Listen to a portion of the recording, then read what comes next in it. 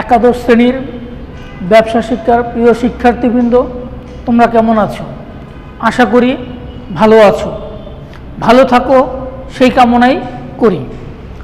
যাই হোক, গত ক্লাসে আমরা ফিন্যান্স ব্যাংকিং বিমার প্রথম অধ্যায়ের প্রথম পত্রের চতুর্থ অধ্যায়ের আর্থিক বিশ্লেষণের কিছু জ্ঞানমূলক প্রশ্ন পড়েছি।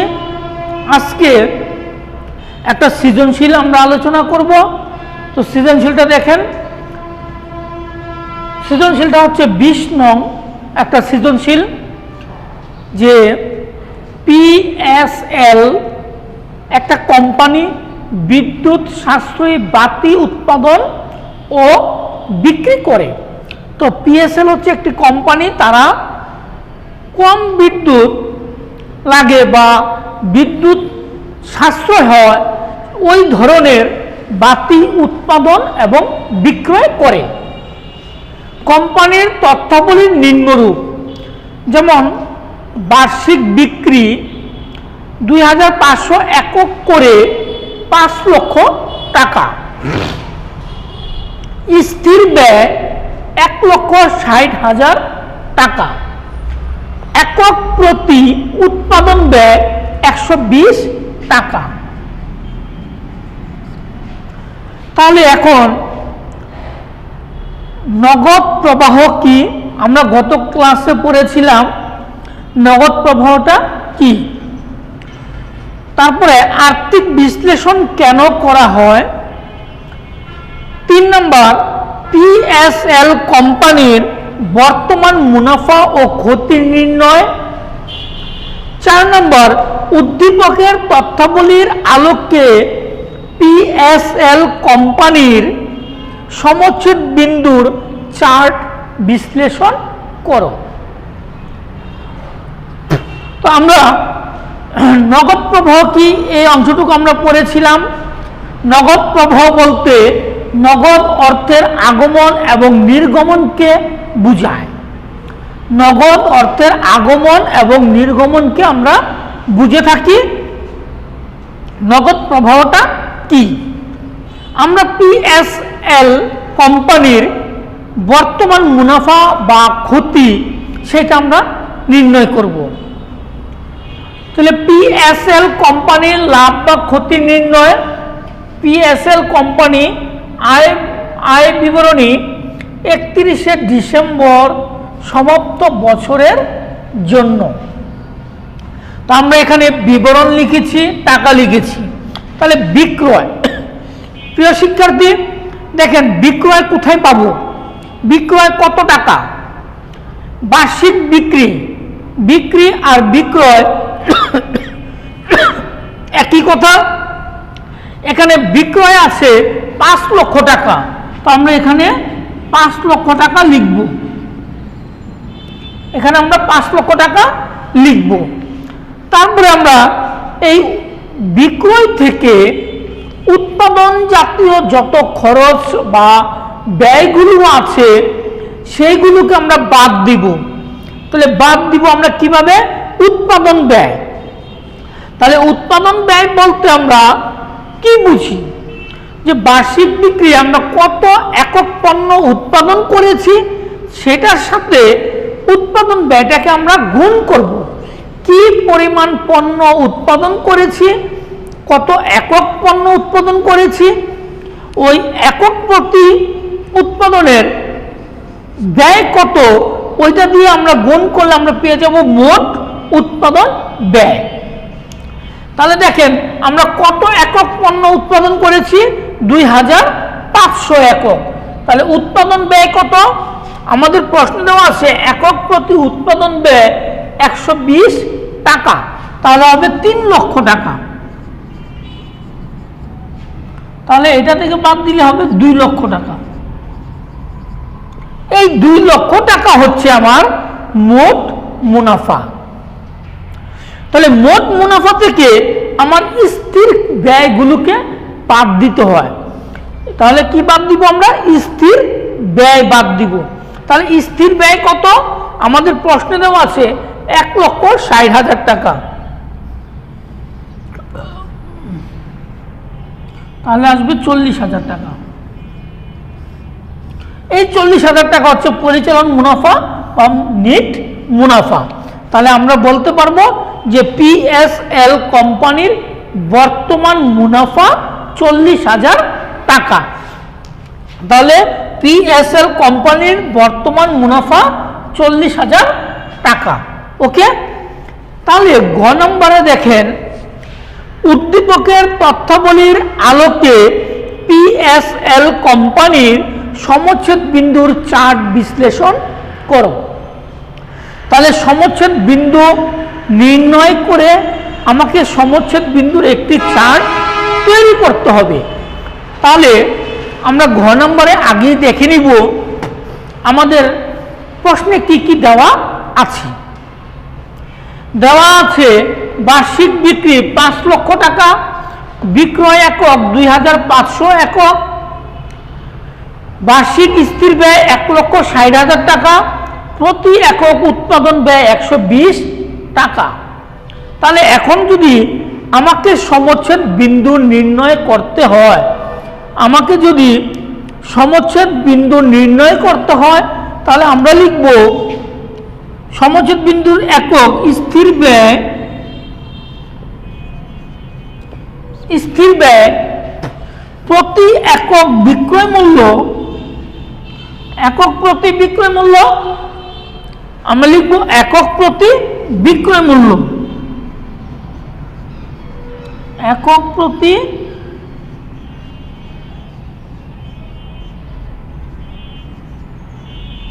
বিক্রয় মূল্য বিয়োগ একক প্রতি উৎপাদন ব্যয়,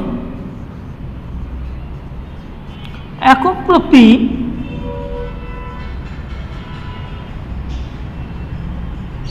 উৎপাদন ব্যয়। তাহলে এটা হচ্ছে আমাদের একটা সূত্র। সমচ্ছেদ বিন্দুর একক নির্ণয় করতে হলে আমাকে লিখতে হবে স্থির ব্যয় ডিভাইডেড একক প্রতি বিক্রয় মূল্য বিয়োগ একক প্রতি উৎপাদন ব্যয়। প্রিয় শিক্ষার্থী, একক প্রতি উৎপাদন ব্যয় আমার দেওয়া আছে, কিন্তু একক প্রতি বিক্রয় মূল্য আমাদের দেওয়া নেই। তাহলে একক প্রতি বিক্রয় মূল্য আমাকে বের করে নিতে হবে। তাহলে একক প্রতি বিক্রয় মূল্য আমরা বের করব কিভাবে? একক প্রতি আমরা বিক্রয় মূল্য বের করব কিভাবে? তাহলে এটাকে আমরা বের করব যে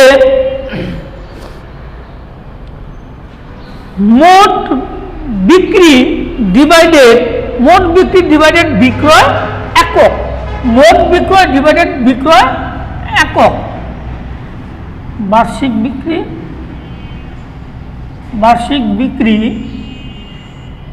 বিক্রয় ডিভাইডেড বিক্রয় একক। তাহলে এখন বার্ষিক বিক্রি কত? 5 লক্ষ টাকা, বিক্রয় একক কত? 2,500 একক। তাহলে এটা যদি আমরা করি তাহলে আমাদের আসবে 200 একক। তাহলে আমার কি প্রতি একক বিক্রয় মূল্য হচ্ছে 200 একক। তাহলে প্রিয় শিক্ষার্থী, এখন আমরা এখানে মানগুলো বসিয়ে আমরা ক্যালকুলেশন করব। তাহলে স্থির ব্যয় কত? দেখেন, স্থির ব্যয় হচ্ছে আমার 1,60,000, 1,60,000। প্রতি একক বিক্রয় মূল্য কত পেলাম? 200 একক। উৎপাদন ব্যয় কত? একক প্রতি উৎপাদন ব্যয় 120 টাকা। তাহলে 1,60,000 ডিভাইডেড কত? এটা করলে 80। তাহলে কত আসে? তাহলে কত আসবে? 2,000 একক।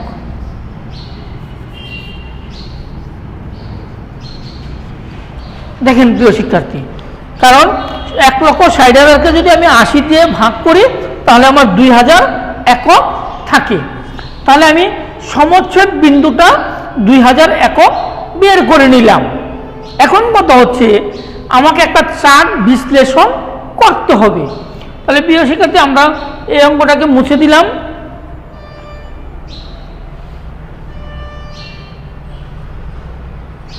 তাহলে আমাকে একটা কি করতে হবে, চার্ট তৈরি করতে হবে। তাহলে চার্ট তৈরি করতে হলে আমার কি নির্ণয় করতে হবে, আমরা জানি মোট ব্যয় থেকে আমাদেরকে মোট যে ব্যয়, ওই ব্যয়ের টাকাটা আমাকে নির্ণয় করতে হবে। তাহলে মোট ব্যয়টা কত, তাহলে মোট ব্যয় নির্ণয় করতে হলে আমরা জানি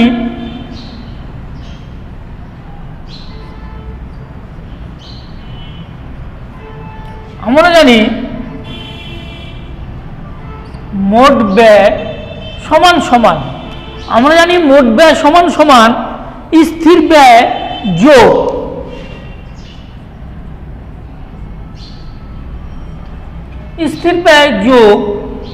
একক প্রতি, স্থির ব্যয় যোগ একক প্রতি কি লিখবো আমরা, বিক্রয় একক এবং পরিবর্তনশীল ব্যয়, পরিবর্তনশীল ব্যয় গুণ বিক্রয় একক,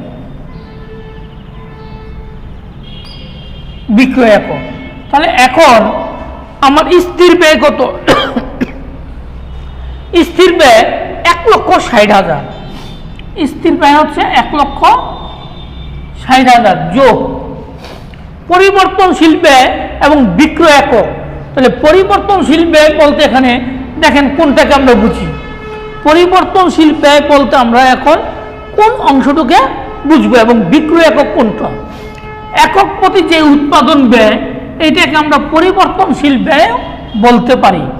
তাহলে 120 ইন্টু বিক্রয় একক, তাহলে বিক্রয় একক কত, বিক্রয় একক হচ্ছে 2500, তাহলে কত আসে, তাহলে আমরা লিখব 1,60,000 যোগ 3 লক্ষ সমান সমান 4,60,000। এই 4,60,000 হচ্ছে 4,60,000 টাকা হচ্ছে আমার মোট ব্যয়। এখন আমার মোট ব্যয় বের করলাম, এখানে প্রতি একক বিক্রয় মূল্য বের করলাম এবং সমচ্ছেদ বিন্দু একক বের করলাম। এখন আমাকে একটা চার্ট তৈরি করতে হবে। তাহলে চার্টটা কিভাবে আমরা তৈরি করব, আমরা দেখেন একটু লক্ষ্য করেন আমরা চার্টটা কিভাবে তৈরি করি।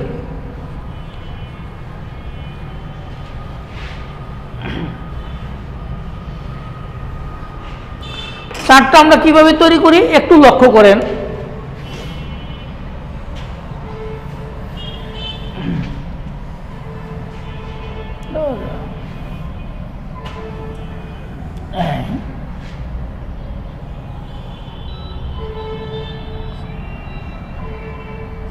এই আমরা এখানে দুইটা রেখা টানলাম, একটা রেখাকে বলে আমরা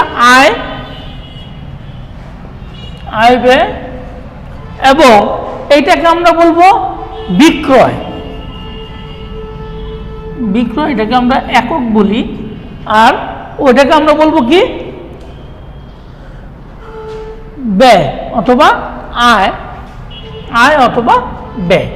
তাহলে এখন এখানে একক বিক্রয় একক, তাহলে আমরা বিক্রয় একক কত করে আমরা ধরতে পারি, এটাকে আমরা দিতে পারি 0, যেমন 500, 1000, 1500, 2000, 2500, 3000। একক যেমন 500 একক, 1000 একক, 1500 একক, 2000 একক, 2500 একক, 3000 একক, এগুলো আমরা একক লিখলাম। এখন ব্যয় আয় ব্যয় কত, যেমন এখানে আমরা ধরলাম 1 লক্ষ, এখানে আমরা ধরলাম 2 লক্ষ, এখানে ধরলাম 3 লক্ষ, এখানে 4 লক্ষ, এখানে 5 লক্ষ। তাহলে এখানে আমরা ধরবো 1 লক্ষ,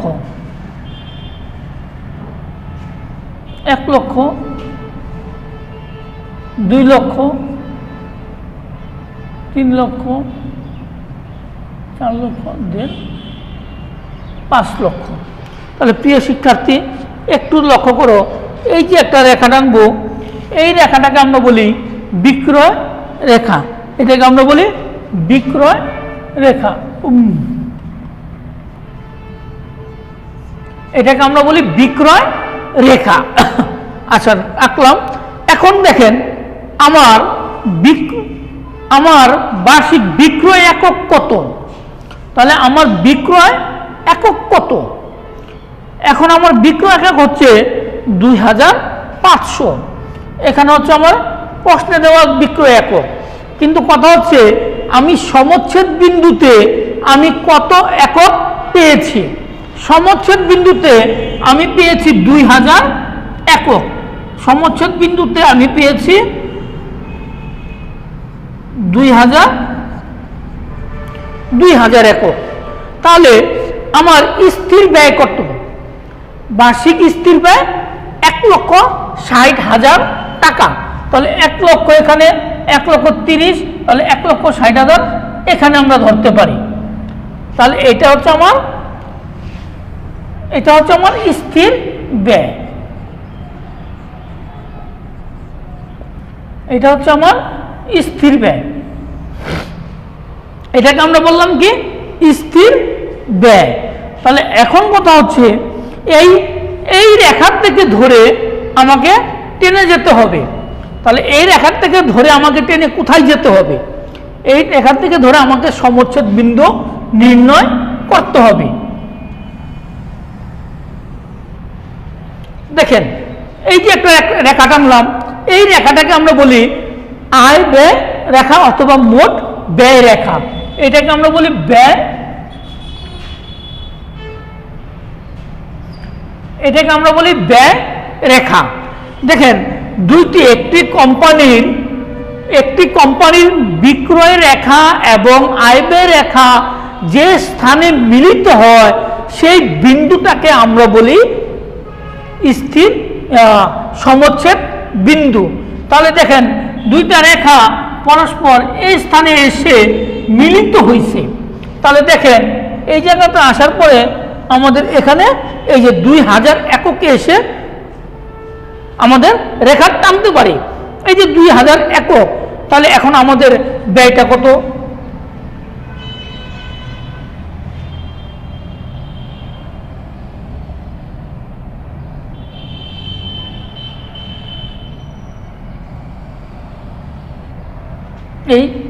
তাহলে আমাদের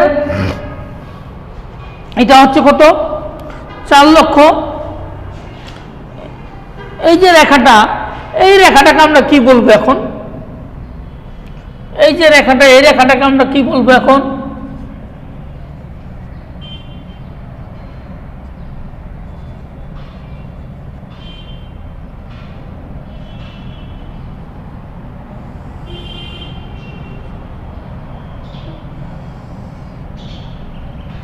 এই রেখাটাকে আমরা বলবো এখন এই যে 4,60,000, এটা হচ্ছে আমাদের দেওয়া আছে। তাহলে এখন প্রশ্নে দেওয়া কত? 2500 একক।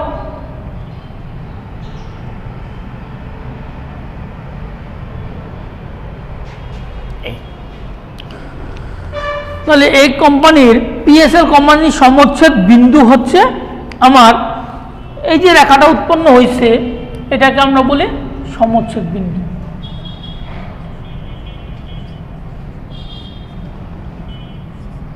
এটাকে আমরা বলি সমচ্ছেদ বিন্দু। তাহলে পিএসএল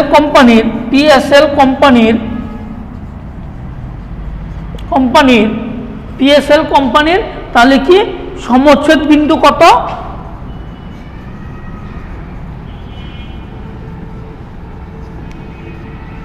2000 একক। তাহলে প্রিয় শিক্ষার্থীরা, আজকে তোমরা এই অঙ্কটুকু বাসায় ভালো করে পড়বে। তোমাদের অক্ষরপত্র বইয়ে 4র্থ অধ্যায়ের আর্থিক বিশ্লেষণের 20 নাম্বার অঙ্কটা তোমরা এইভাবে দেখবে বাসায়, এবং আগামী ক্লাসে আরও একটি সৃজনশীল নিয়ে আমরা আলোচনা করব। আজকে এ পর্যন্তই।